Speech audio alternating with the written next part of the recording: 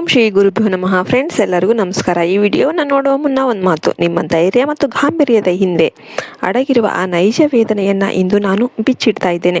ದಯವಿಟ್ಟು ಒಂಟಿಯಾಗಿ ಈ ವಿಡಿಯೋ ನೋಡಿ, ಏಕೆಂದರೆ ಸಿಂಹರಾಶಿಯವರ ಬಗ್ಗೆ ಜಗತ್ತಿಗೆ ತಿಳಿದಿರುವುದು ಕೇವಲ ಅವರ ಅಬ್ಬರ ಮತ್ತು ಅಧಿಕಾರ ಮಾತ್ರ.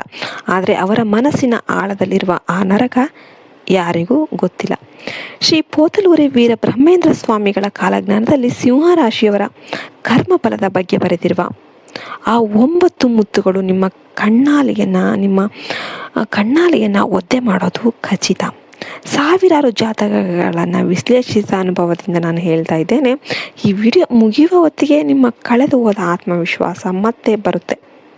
1 ಸೆಕೆಂಡ್ ಕೂಡ ನೀವು ಸ್ಕಿಪ್ ಮಾಡಬೇಡಿ. ವಿಡಿಯೋ ನೋಡ್ತಿರುವ ಪ್ರತಿ ಸಿಂಹರಾಶಿಯವರು ಕಮೆಂಟಲ್ಲಿ ಓಂ ಸೂರ್ಯಾಯ ನಮಃ ಅಂತ ಬರೆದು ನಮ್ಮ ಚಾನಲ್ ಸಬ್ಸ್ಕ್ರೈಬ್ ಮಾಡ್ಕೊಳ್ಳಿ. ಕಾಡಿನ ಸಿಂಹ ರಾಜ ಹೇಗೇನೋ ಹಾಗೇನೆ ನೀವು ಎಲ್ಲರಿಗೂ ಕೂಡ ಆಸರೆಯಾಗಿರ್ತೀರಾ. ಆದರೆ ನಿಮಗೆ ಆಸರೆಯಾಗುವವರು ಯಾರು? ಬ್ರಹ್ಮಯ್ಯರವರು ಹೇಳಿದ ಆ 9 ಕಹಿ ಸತ್ಯಗಳು ಇಲ್ಲಿವೆ. ಮೊದಲನೆಯ ಕಹಿ ಸತ್ಯ: ಒಂಟಿ ಹೋರಾಟವೇ ನಿಮ್ಮ ಬದುಕು. ಸಿಂಹರಾಶಿಯವರೇ, ನಿಮ್ಮ ಇಡೀ ಜೀವನವನ್ನು ಒಮ್ಮೆ ಗಮನಿಸಿ. ನಿಮ್ಮ ಕುಟುಂಬಕ್ಕೆ ಅಥವಾ ಗೆಳೆಯರಿಗೆ ಯಾವುದೇ ಕಷ್ಟ ಬಂದರೂ ನೀವು ಬೆಟ್ಟದಂತೆ ನಿಲ್ತೀರಾ. ಆದರೆ ನಿಮಗೆ ಒಂದು ಸಮಸ್ಯೆ ಬಂದಾಗ ನಿಮ್ಮ ಕಣ್ಣೀರು ಒರೆಸೋದಕ್ಕೆ ಒಬ್ಬರಾದರೂ ಬಂದಿದ್ರಾ? ಜಗತ್ತಿನ ದೃಷ್ಟಿಯಲ್ಲಿ ನೀವು ಬಹಳ ಸ್ಟ್ರಾಂಗ್, ಆದರೆ ಒಳಗೊಳಗೆ ನೀವು ಎಷ್ಟು ಒಂಟಿ ಎಂಬುದು ಆ ದೇವರಿಗೆ ಮಾತ್ರ ಗೊತ್ತು. ನೀವು ಎಲ್ಲರಿಗೂ ಬೇಕು, ಆದರೆ ನಿಮಗೆ ಯಾರೂ ಇಲ್ಲ. ಇದೇ ನಿಮ್ಮ ಮೊದಲ ಕರ್ಮಫಲ. ಎರಡನೆಯದು ಮುತ್ತಿನ ಮಾತು ಏನು ಅಂತಂದರೆ, ನಂಬಿಕೆಯೇ ನಿಮ್ಮ ಮೃತ್ಯು. ಯಾರಾದರೂ ಬಂದು 2 ಸಿಹಿ ಮಾತಾಡಿಬಿಟ್ರೆ ಸಾಕು, ಅವರನ್ನೇ ಪ್ರಪಂಚ ಅಂತ ನಂಬಿಡ್ತೀರ. ನಿಮ್ಮ ರಹಸ್ಯಗಳನ್ನು, ನಿಮ್ಮ ಹಣವನ್ನು, ನಿಮ್ಮ ಅಧಿಕಾರವನ್ನು ಅವ್ರ ಕೈ ಕೊಟ್ಬಿಡ್ತೀರ. ಆದರೆ ಬ್ರಹ್ಮಯ್ಯರವರು ಹೇಳುವಂತೆ ಸಿಂಹವನ್ನು ಬೇಟೆಗಾರನಿಗಿಂತ ಹೆಚ್ಚಾಗಿ ನಂಬಿಕಸ್ಥನೇ ಕೊಲ್ತಾನೆ.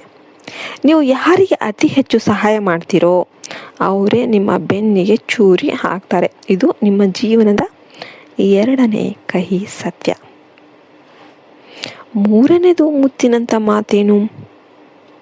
ಶ್ರಮ ನಿಮ್ಮದು, ಹೆಸರು ಬೇರೆಯವ್ರದ್ದು. ಉದ್ಯೋಗ ಅಥವಾ ವ್ಯವಹಾರದಲ್ಲಿ ನೀವು ಹಗಲಿರುಳು ಕಷ್ಟಪಡ್ತಾ ಇರ್ತೀರ. ಒಂದು ಸಂಸ್ಥೆಯನ್ನೇ ಕಟ್ಟಿ ಬೆಳೆಸುವ ಶಕ್ತಿ ನಿಮಗಿದೆ. ಆದರೆ ಪ್ರಶಂಸೆ ಅಥವಾ ಕ್ರೆಡಿಟ್ ಸಿಗುವುದು ಮಾತ್ರ ಆ ಸಮಯಕ್ಕೆ ನಿಮ್ಮ ಹೆಸರು ಅದರಲ್ಲಿ ಇರೋದಿಲ್ಲ. ನಿಮ್ಮ ಕೈ ಕೆಳಗೆ ಕೆಲಸ ಕಲಿತವರು ಅಥವಾ ನಿಮ್ಮಿಂದ ಬೆಳೆದವರು ಇಂದು ನಿಮ್ಮನ್ನೇ ಕಡೆಗಣಿಸಿ ಮೇಲೆ ಹೋಗಿಬಿಟ್ಟಿರ್ತಾರೆ.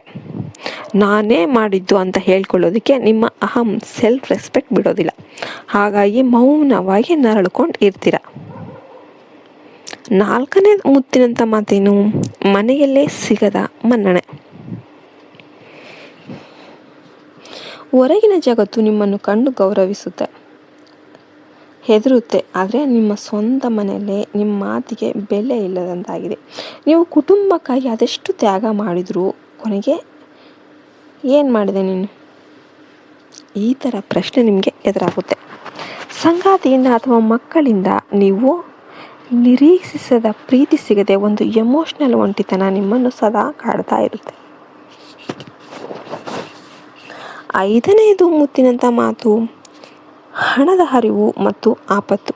ಹಣ ಗಳಿಸುವಲ್ಲಿ ನೀವು ತುಂಬ ಚಾಣಾಕ್ಷರು, ಆದರೆ ನಿಮ್ಮ ಕೈಯಲ್ಲಿ ಹಣ ನಿಲ್ಲೋದೇ ಇಲ್ಲ. ನಿಮ್ಮ ವೈಭವದ ಜೀವನಕ್ಕಾಗಿ ಅಥವಾ ಬೇರೆಯವರ ಸಹಾಯಕ್ಕಾಗಿ ಹಣ ನೀರಿಗಿಂತ ವೇಗವಾಗಿ ಖರ್ಚಾಗುತ್ತೆ. ಬ್ರಹ್ಮಗಾರಿಯವರ ಕಾಲಜ್ಞಾನದ ಪ್ರಕಾರ ಸಿಂಹರಾಶಿಯವನ ಸಂಪತ್ತು ದಾನಕ್ಕೆ ಮೀಸಲು. ನೀವು 100 ಕೋಟಿ ಗಳಿಸಿದರೂ ಕೂಡ ನಿಮ್ಮ ಸ್ವಂತಕ್ಕೆ ಬಳಸೋದು ತುಂಬ ಕಡಿಮೆ. 6ನೇದು ಮುತ್ತಿನಂಥ ಮಾತೇನೆಂದರೆ, ಕೋಪವೇ ನಿಮ್ಮ ಶತ್ರು. ನಿಮಗೆ ಸಿಟ್ಟು ಭಾಳ ಬೇಗ ಬಂದ್ಬಿಡುತ್ತೆ, ಆದರೆ ಅದು ಕ್ಷಣಿಕ. ನೀವು ಮನಸ್ಸಲ್ಲಿ ದ್ವೇಷ ಇಟ್ಕೊಳ್ಳೋದಿಲ್ಲ, ಆದರೆ ನಿಮ್ಮ ಆ ಒಂದು ಕ್ಷಣದ ಕೋಪದಿಂದ ಅದೆಷ್ಟೋ ಒಳ್ಳೆಯ ಸಂಬಂಧಗಳನ್ನು ಕಳೆದುಕೊಂಡು ಬಿಡ್ತೀರ. ಜನರು ನಿಮ್ಮ ಮೃದು ಹೃದಯವನ್ನು ನೋಡುವ ಬದಲು ನಿಮ್ಮ ಕೋಪವನ್ನೇ ನೋಡಿ ನಿಮ್ಮಿಂದ ದೂರ ಹೋಗ್ತಾರೆ. ನಿಮ್ಮ ಒಳ್ಳೆಯತನ ಜನರಿಗೆ ತಿಳಿಯುವಷ್ಟರಲ್ಲಿ ಕಾಲ ಮಿಂಚಿರುತ್ತೆ. 7ನೇದು ಮತ್ತು 8ನೇದು ನಿಜ ಏನು? ದೈವ ಪರೀಕ್ಷೆ ಮತ್ತು ಮೌನ ವೇದನೆ. ನಿಮ್ಮ ರಾಶಿಯಾಧಿಪತಿ ಸೂರ್ಯ ಆಗಿರೋದ್ರಿಂದ ನೀವು ಸದಾ ಉರಿತಾನೆ ಬೇರೆಯವರಿಗೆ ಬೆಳಕು ನೀಡಬೇಕು. ಶನಿದೇವರು ನಿಮ್ಮನ್ನು ಪರೀಕ್ಷೆ ಮಾಡಬೇಕಾದ್ರೆ ನಿಮ್ಮ ತಾಳ್ಮೆಯ ಕಟ್ಟೆ ಒಡೆಯುವಂತೆ ಮಾಡ್ತಾರೆ. ಆರೋಗ್ಯ ಸಮಸ್ಯೆ ಅಥವಾ ಮಾನಹಾನಿಯಂತಹ ಘಟನೆಗಳು ನಿಮ್ಮನ್ನು ಜರ್ಜರಿತಗೊಳಿಸಬಹುದು. ಆದರೆ ಕಾಲಜ್ಞಾನ ಹೇಳುವಂತೆ ಸಿಂಹವು ಗಾಯಗೊಂಡಾಗಲೇ ಹೆಚ್ಚು ಭಯಾನಕವಾಗುತ್ತೆ. ನಿಮ್ಮ ಮೌನ ವೇದನೆಯೇ ನಿಮ್ಮ ಮುಂದಿನ ಯಶಸ್ಸಿನ ಮೆಟ್ಟಿಲಾಗಿರುತ್ತೆ. 9ನೆಯ ಮುತ್ತಿನಂಥ ನಿಜ ಏನಂದರೆ ಅಂತಿಮ ರಾಜಯೋಗ ಮತ್ತು ವಿಜಯದ ಕಾಲ. ಅತ್ತಿದ್ದೆಲ್ಲ ಸಾಕು ಸಿಂಹರಾಶಿಯವರೇ. ಬ್ರಹ್ಮಯ್ಯರವರು ಕಾಲಜ್ಞಾನದಲ್ಲಿ ನಿಮಗಾಗಿ ಒಂದು ಸುವರ್ಣ ಕಾಲ ಬರೆದಾಗಿದೆ ಅಂತ ಹೇಳ್ತಾ ಇದ್ದಾರೆ. ನಿಮ್ಮನ್ನು ತುಳಿದವರು ನಿಮ್ಮ ಕಾಲಡಿಗೆ ಬರುವ ದಿನ ಹತ್ತಿರ ಇದೆ. ಯಾರು ನಿಮ್ಮನ್ನು ಅಸಮರ್ಥ ಅಂತ ಹೀಯಾಳಿಸಿದ್ರೋ ಅವರೇ ನಿಮ್ಮ ಸಹಾಯಕ್ಕಾಗಿ ಕೈ ಚಾಚ್ತಾರೆ. ಮುಂದಿನ ಕೆಲವೇ ದಿನಗಳಲ್ಲಿ ನೀವು ಕಳೆದುಕೊಂಡ ಗೌರವ ಮತ್ತು ಸಂಪತ್ತು ಎರಡೂ ಕೂಡ ಮರಳಿ ಸಿಗುತ್ತೆ. ಆದರೆ ನೆನ್ಪಿಡಿ, ಇನ್ನು ಮುಂದೆ ಎಲ್ಲರೂ ಕೂಡ ಈಸಿಯಾಗಿ ನಂಬೋದಕ್ಕೆ ಹೋಗಬೇಡಿ. ನಿಮ್ಮ ಶಕ್ತಿಯನ್ನು ನಿಮಗಾಗಿ ಬಳಸಿ.